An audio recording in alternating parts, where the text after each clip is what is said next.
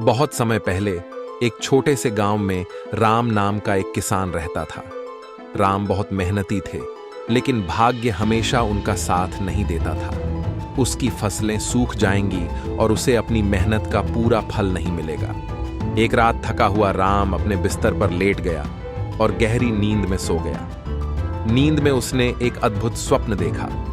उसने देखा कि एक खूबसूरत परी उसके सामने खड़ी है। परी ने मीठी मुस्कान के साथ रमा से कहा, रामू, तुम बहुत मेहनती हो, लेकिन तुम्हारी मेहनत अपेक्षित परिणाम नहीं दे रही है। मैं तुम्हारी मदद कर सकती हूं। राम ने परी से पूछा, तुम मेरी कैसे मदद कर सकती हो?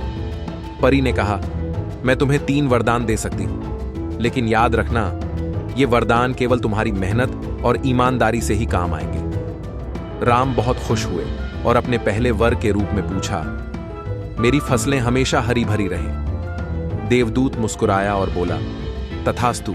दूसरे वरदान के रूप में राम ने कहा, मुझे अपने परिश्रम का पूरा फल मिलेगा। देवदूत ने फिर कहा, तथास्तु।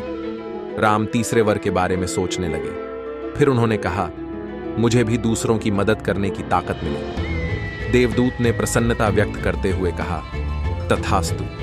जैसे ही भोर होती है, राम जागते हैं और पाते हैं कि उनके खेत हरे हो गए हैं। उसकी फसल फल देने लगी। धीरे धीरे उसकी मेहनत रंग लाने लगी और वह गांव का सबसे समृद्ध किसान बन गया। राम ने अपना तीसरा वरदान भी पूरा किया। उन्होंने अपनी समृद्धि को गांव के अन्य किसानों के साथ साझा किया।